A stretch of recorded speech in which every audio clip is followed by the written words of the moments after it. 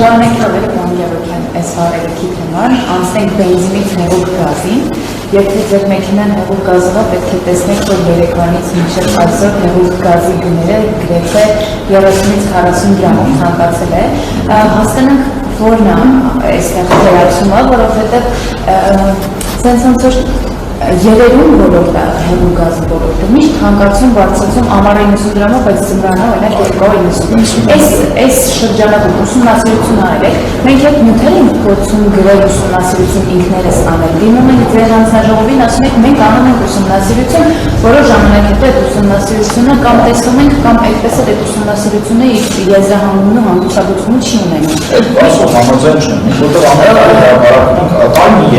հրապարակում եք որն է արդյունքը, եթե միևնույն է գազը անդադար թանկանում։ Չէ, անդադար չի թանկանում։ Նախ ասեմ մեքենան էլեկտրական է, բայց գինը որ գազի գինը թանկացել է։ Իմ մեքենան չէ, պետության մեքենան է եւ պետությունը ձեռք է բերել քրական մեքենաներ։ Հիմա ամեն տարի մենք հեղուկ գազի մասին տարի 3-4 անգամ խոսում ենք։ Դա որ ասում եք ամեն անգամ թանկանում է, եկեք ասենք որ տենց չի։ Որտեւ ամեն անգամ էժանանում է, որ հետո թանկանում է։ Երբ որ հեղուկ գազի գինը դառնում է ասենք 90 դրամ, ես չեմ բարձում, ասում վայ գիտեք ժողովուրդ, ես ձեզ համար 90 դրամ մսարքի։ Հեղուկ գազը բորսայում ապրանք է, ժողովուրդ, ոնց էլ ասեմ։ Հայաստանի մենք կարանք ընդհանրապես այդ ոլորտը չնայենք, որովհետև Հայաստանի Հանրապետությունում 100-ից ավել տնտեսվարող սուբյեկտ, 100-ից ավել ներմուծում է հեղուկ գազ։ Ամենաշատ մասնաբաժին ունեցող տնտեսվարող սուբյեկտի ծավալը 9%-ը երբեք չի գերազանցել։ Դրանից հետո ինչ-որ 7, 3, 2 ու տենց ինչ-որ բան չէ, տենց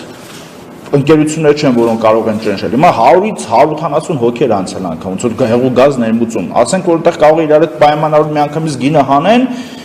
աբսուրդ է։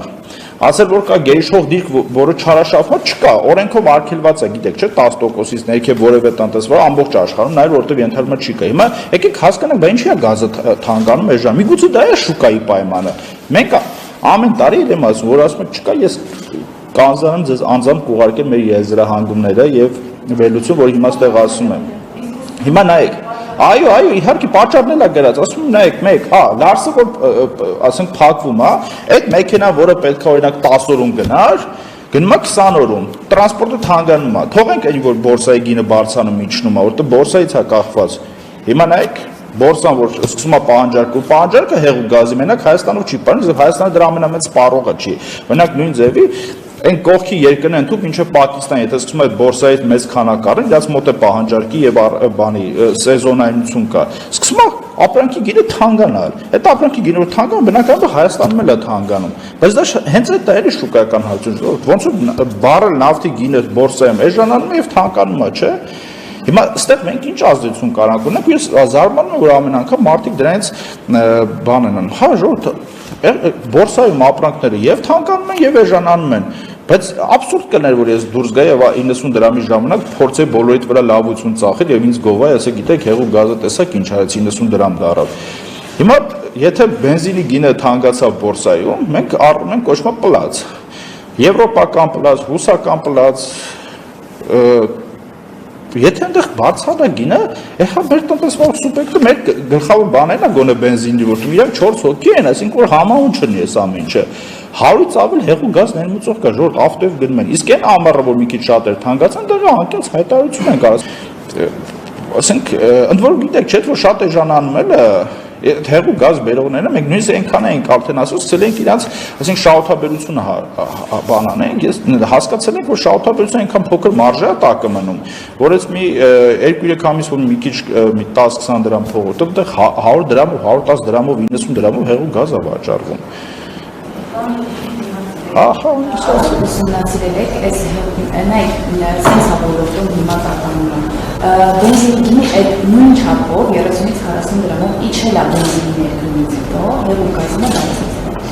Արդյոք դրանց համեմատական չեք տեսնում որովհետև։ Այսինքն բանը մտածում որ շուկայի դրա ազդեցությունը Ադրբեջանից բերված բենզինը ունեցել է թե չէ այդ մասով ունեցել։ Հեղուկ գազի վրա չի կարող ունենալ, դա ընդհանրապես տարբեր ապրանք են։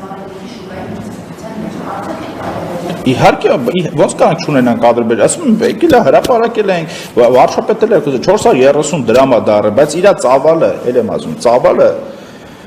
շատ քիչ է։ Հայաստանի Հանրապետություն տարեկան սպառվում է չի կարա 7.000 ժողովուրդ 250 միլիոն լիտրի մասին է խոսքը գնում Հայաստանից ծավալը այդքան 250,000 տոննա են 250,000 տոննա դիզել կարաք ինձ ասեք ոնց կարա այդ ծավալը ազդեցություն եթե Հայաստանի Հանրապետության գերակշիռ մասը գա 430 դրամի կունենա ազդեցություն բայց ինչի վատ ազդեցություն դրա ազդեցություն դուք չեք ուզում որ գինի իջնի ապրանքի կլինի էժան եթե տենցնություն է ես այդ գուշակությունը անկեղծ չեմ կարող անեմ չէ որքան ժամանակ պլացի գինը կթանկանա կեժանանա այդ չեմ կարող անել բայց կարամ ասեմ հետեւյալ բանը որ արդեն ազդակ ունենք որ ԺՏ-ն իր գինի իջնում է վրացական կողմում հիմա պլացի գինի ինչքան կդառնա այդ գուշակությունը մի քիչ որ կարանա անել ես կզբաղվեի շատ խոշոր բիզնեսով եւ այդ ինֆորմացիայով կհարստանայի